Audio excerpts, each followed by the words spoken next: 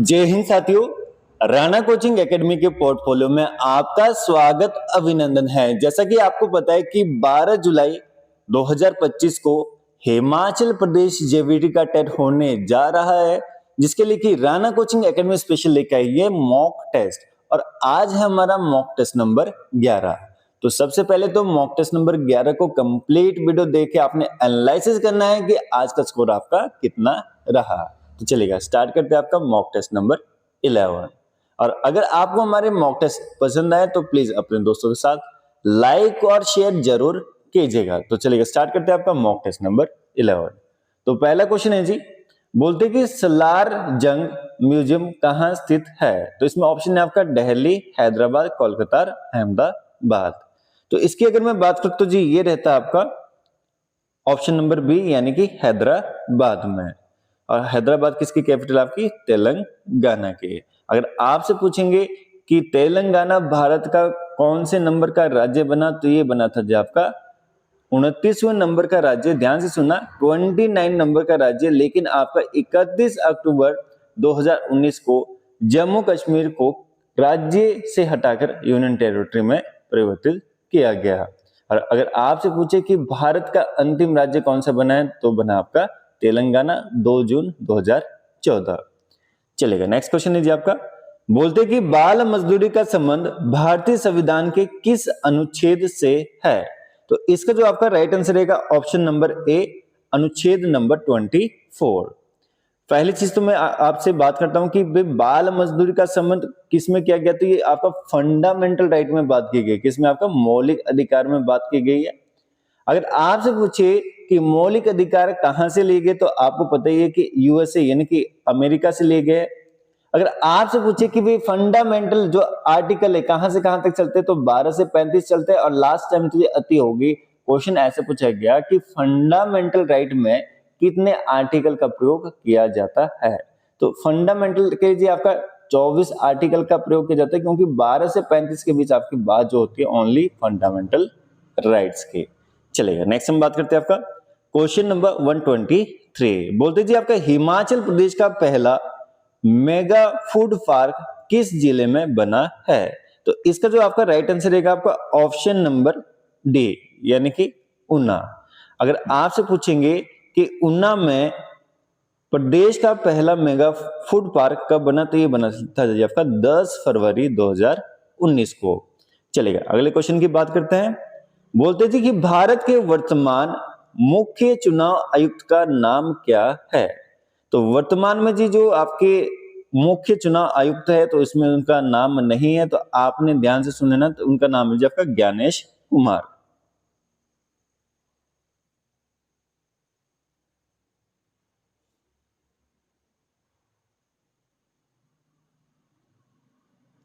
ज्ञानेश कुमार। और ये जी आपके 26वें नंबर के मुख्य चुनाव आयुक्त। चलेगा अगर आपसे पूछे कि भारत के पहले मुख्य आयुक्त कौन थे, तो इसका जी राइट आंसर रहेगा आपका सुकुमार सेन।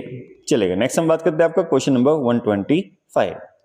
बोलते जी निम्न में से कौन सा दर्रा लाहौल और स्पीति को अलग करता है? तो इसका जो आपका राइट आंसर रहेगा आपका ऑप्शन नंबर ए, कुंजम दर्रा। तो अगर मैं बात करूं कि कुंजम दर्रा कहां पे पड़ता है, तो ये लाहौल स्पीति में पड़ता है। अगर मैं बात करूं कि समुद्र तल से इसकी ऊंचाई कितनी है, तो आपकी ऊंचाई आएगी 4551 मीटर। अगर फुट में बात करेंगे तो आएगी 14931 फीट। चलेगा नेक्स्ट हम बात करते हैं आपका क्वेश्चन नंबर 126। बोलते कि ऊना जिले की पहाड़ियों का क्या नाम है? तो इसका जो नाम आएगा आपका ऑप्शन नंबर बी, यानी कि शिवालिक रेंज। अगर मैं बात करूं आपसे, ये क्वेश्चन भी पूछा जाता है कि हिमाचल प्रदेश का एकमात्र ऐसा जिला कौन सा है जो पूर्ण रूप से शिवालिक रेंज में आता है? तो राइट आंसर आएगा आपका डिस्ट्रिक्ट ऊना। चलेगा। और अगर मैं बात करूं आपका ऊना किस चीज के लिए फेमस है, तो ऊना की अगर मैं बात करूं तो सिख समुदाय के लोग सबसे ज्यादा इस जिले में रहते हैं। चलेगा नेक्स्ट हम बात करते हैं आपका टोडरमल किससे संबंधित था? तो क्वेश्चन नंबर 127 की बात करें जी, तो जो टोडरमल था ये अकबर के 9 रत्न में से एक था, लेकिन मेनली जो इसका कार्य था भू राजस्व कर। यानी कि option number C is the correct answer. Next है जी आपका क्वेश्चन नंबर 128। बोलते हैं कि अशोक ने बौद्ध धर्म के प्रचार के लिए किसे श्रीलंका भेजा था?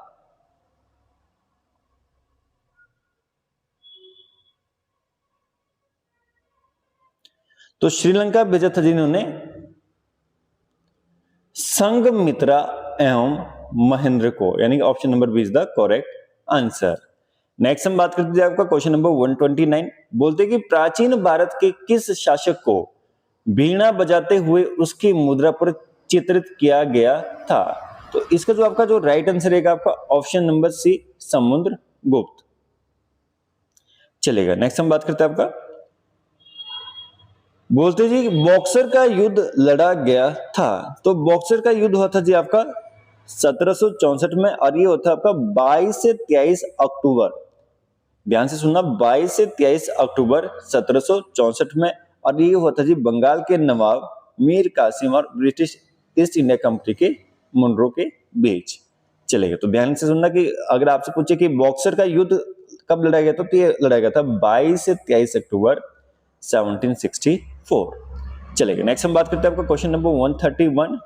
बोलते जी संयुक्त राष्ट्र संघ सुरक्षा परिषद के अस्थायी सदस्यों की संख्या कितनी होती है? तो इसका जो आपका राइट आंसर रहेगा आपका ऑप्शन नंबर बी, इसका राइट आंसर रहेगा। अगर मैं बात करूं आपकी कि भाई वर्तमान में आपके जो अस्थायी सदस्य वो कौन कौन से है, तो इसका आपका Algeria, Guyana, Korea, Sierra Leone. अगर आपसे बात करूं मैं कि 2026 में कौन बनेंगे आपके, तो 2026 में इसके मेंबर बनेंगे आपका डेनमार्क, ग्रीस, पाकिस्तान, पनामा और सोमालिया। चलेगा, नेक्स्ट हम बात करते हैं आपका क्वेश्चन नंबर 132। बोलते जी किस खेल में बुल्स आई शब्द का प्रयोग किया जाता है? तो बुल्स आई शब्द का प्रयोग किया जाता है जी आपका शूटिंग और तीरंदाजी में, लेकिन इस पे ऑप्शन जो आपका केवल शूटिंग, यानी option number D is the correct answer. Next question है जी आपका, बोलते कि हिमाचल प्रदेश के किस जिले में केंद्रीय विश्वविद्यालय का निर्माण किया जाएगा? तो ये जी सेंट्रल जो यूनिवर्सिटी बन गई आपकी, ये बनी आपकी ऑप्शन नंबर बी, यानी कि डिस्ट्रिक्ट कांगड़ा में। चलेगा, नेक्स्ट हम बात करते हैं आपका पंचतंत्र की कथाओं का संकलन किसने किया? तो ये तो बहुत ही आसान क्वेश्चन है, आसान भी और पूछा गया विष्णु शर्मा ने। नेक्स्ट हम बात करते हैं आपका कि ज्ञानपीठ पुरस्कार किस क्षेत्र में प्रदान किया जाता है? तो ज्ञानपीठ पुरस्कार दिया जाता है जी आपका साहित्य के क्षेत्र में, और इसकी शुरुआत हुई थी आपकी 1961 से। चलेगा, नेक्स्ट हम बात करते हैं आपका, बोलते कि निम्नलिखित में से कौन सी चट्टान संगमरमर में परिवर्तित होती है? तो इसका जी राइट आंसर रहेगा आपका ऑप्शन नंबर बी, चूना पत्थर। चलेगा, नेक्स्ट हम बात करते हैं आपका, बोलते कि मनुष्य के शरीर का तापमान होता है। तो जो मनुष्य के शरीर का तापमान होता है जो होता है 98.4 Fahrenheit. Option number C is the correct answer. Next आपका भारतीय अर्थव्यवस्था है, तो भारतीय अर्थव्यवस्था जी मिश्रित है, यानी कि option number D is the correct answer. Next हम बात करते हैं आपका क्वेश्चन नंबर 139 की, बोलते क्या विटामिन ए की कमी के कारण होता है? तो ध्यान रखना जी आपका विटामिन ए की कमी से होता है आपका रतौंधी रोग, यानी कि option number C is the correct answer. Vitamin B की कमी से होता है आपका बेरी, विटामिन सी की कमी से होता है आपका स्कर्वी, अब विटामिन डी की कमी से होता है जी आपका रिकेटस। चलेगा, अब विटामिन के की कमी से होता है आपका रक्त का थका जमना। चलिए, नेक्स्ट हम बात करते हैं आपका क्वेश्चन नंबर 140 के, बोलते हैं कि भारत के सर्वोच्च न्यायालय के प्रथम न्यायाधीश थे। तो इसका जो राइट आंसर रहेगा जी आपका ऑप्शन नंबर, उसे मुख्य न्यायाधीश थे, ऑप्शन नंबर ए हीरालाल जे कान्या। अगर आपसे पूछे कि वर्तमान में भारत के सर्वोच्च न्यायालय के मुख्य न्यायाधीश कौन है, तो इसका राइट आंसर रहेगा आपका 52 में बने जी आपके रामकृष्ण गोगोई। चलेगा, नेक्स्ट हम बात करते हैं आपका, बोलते कि पोलियंड्री इन हिमालयास किताब किसके द्वारा लिखी गई है? तो इसका जो राइट आंसर रहेगा जी आपका option number B, Yashwant Singh Parmar. तो यहां पे जी बात आती है आपकी वाई.एस. परमार की। तो पहली चीज तो ये बताएंगे कि वाई.एस. परमार का जन्म कब हुआ? तो इनका जन्म हुआ था जी आपका 4 अगस्त 1906। अगर मैं डेथ की बात करूं तो इनकी डेथ हुई थी 2 मई 1981 में। और इनके नाम पे जी हिमाचल प्रदेश में एक यूनिवर्सिटी भी है जो कि आपकी नौणी में स्थित है, नौणी प्रताप का सोलन जिले में। अगर मैं आपसे बात करूं कि इनके बारे में और क्वेश्चन क्या पूछ सकते हैं, पूछेंगे कि भाई हिमाचल प्रदेश के निर्माता किसे कहा जाता है? तो हिमाचल प्रदेश के निर्माता है जी आपके वाई.एस. परमार। और वाई.एस. परमार जी हिमाचल प्रदेश के 4 बार के सीएम भी बने हैं और हिमाचल प्रदेश के पहले सीएम भी वाई.एस. परमार बने हैं। अगर आपसे पूछे कि वाई.एस. परमार हिमाचल प्रदेश के पहली बारी सीएम कब बने, तो ये बने थे आपका 24 मार्च 1952। एक और क्वेश्चन बन सकता है यहां से कि भाई अगला क्वेश्चन बन सकता है आपका कि वाई.एस. परमार हिमाचल प्रदेश का नाम हिमाचल प्रदेश ना चाहकर क्या चाहते थे? तो ये चाहते थे आपका हिमाचल प्रांत। और इसके बारे में डिटेल्स में हम वीडियो भी लेके आएंगे कि क्यों वाई.एस. परमार, क्यों आपके हिमाचल निर्माता हिमाचल प्रदेश का नाम हिमाचल प्रांत चाहते थे। चलिए नेक्स्ट हम बात करते हैं आपका क्वेश्चन नंबर 142। बोलते कि मानव की लाल रुधिर कणिकाओं की आयु निम्नलिखित में से कितनी होती है? तो इसका जो आपका जो राइट आंसर रहेगा आपका ऑप्शन नंबर डी, यानी कि 120 डेज। नेक्स्ट है आपका झांझर किस जिले का प्रसिद्ध नृत्य है? तो झांझर का जो राइट आंसर रहेगा आपका option number A, district Chamba. अगले क्वेश्चन की बात करते जी, बोलते हैं पब्बर और गिरी सहायक नदियां है।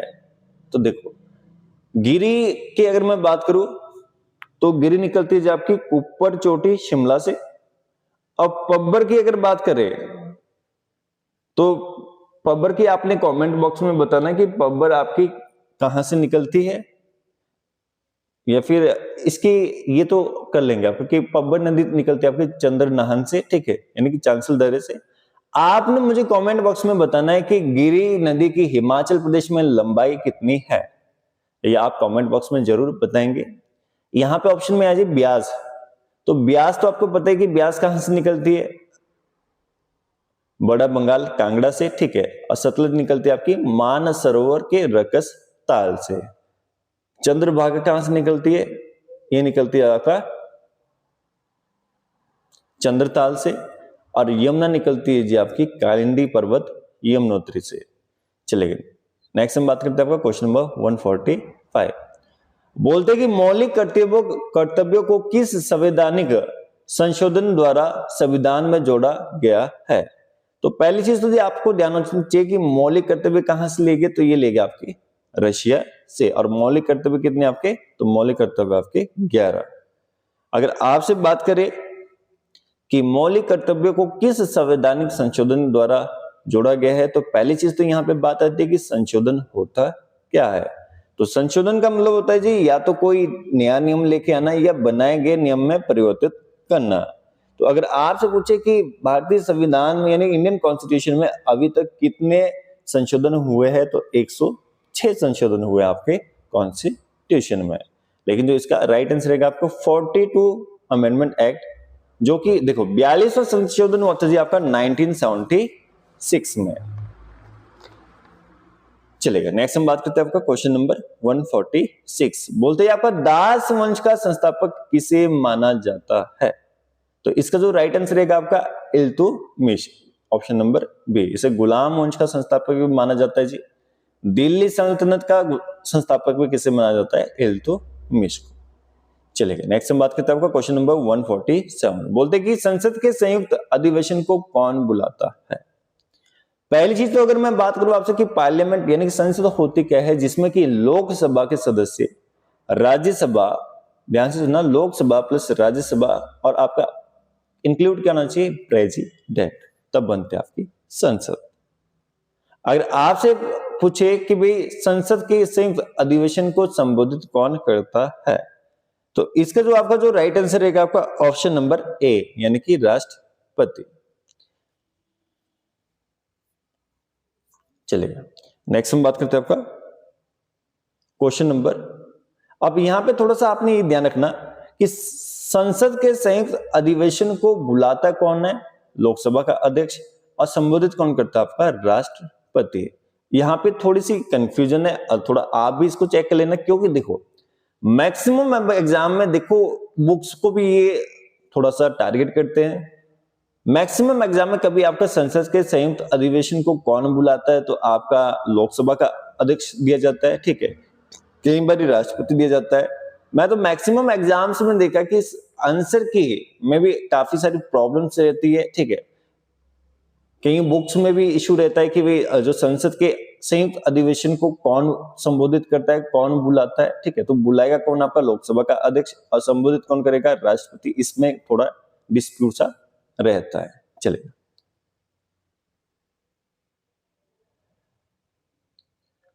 नेक्स्ट हम बात करते हैं आपका, बोलेंगे कि पीली क्रांति किसके उत्पादन के लिए प्रयुक्त होती है। तो पीली क्रांति का संबंध है जी आपका ऑप्शन नंबर डी, कोई नहीं। तो देखते जी आपकी एक बार क्रांति देख लेते हैं कि कौन कौन सी आपकी क्रांति है। चलिए तो पहले जी बात करते हैं हम आपका, पहली क्रांति आपकी हरित क्रांति, जिसे कहा जाता है ग्रीन रिवॉल्यूशन, ठीक है। इसका जो प्रयोग किया गया था खाद्यान्न उत्पादन से संबंधित थी, ठीक है। इसके जो आपके जो इफेक्ट पड़े, गेहूं और धान की पैदावार में अच्छी वृद्धि हुई। चलिए सेकंड आपका श्वेत क्रांति। श्वेत क्रांति की अगर मैं बात करूं जी आपका, तो इसका जो प्रयोग हुआ था दुग्ध उत्पादन से संबंधित था, और इसकी शुरुआत हुई थी 1964 टू 1965, जिसे ऑपरेशन फ्लड का नाम दिया गया। नेक्स्ट हम बात करते हैं आपका पीली क्रांति की।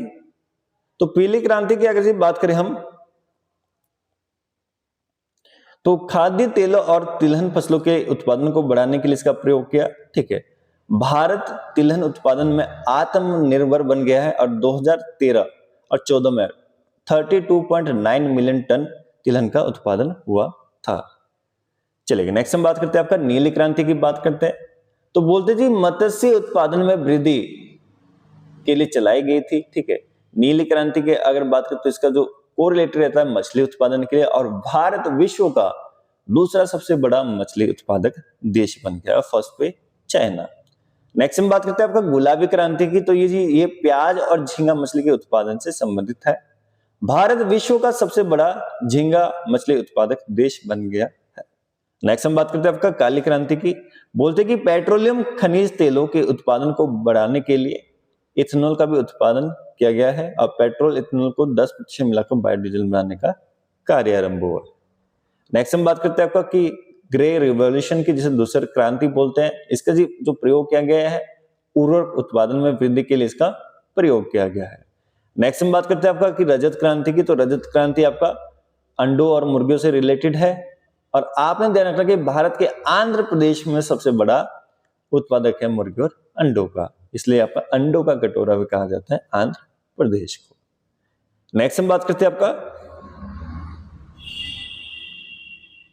सुनहरी क्रांति यानी कि गोल्डन रिवॉल्यूशन। इसका संबंध बागवानी उत्पादन में वृद्धि से है, जिसमें फल विशेषकर सेब उत्पादन, इसे शहद उत्पादन से भी जोड़ा गया है।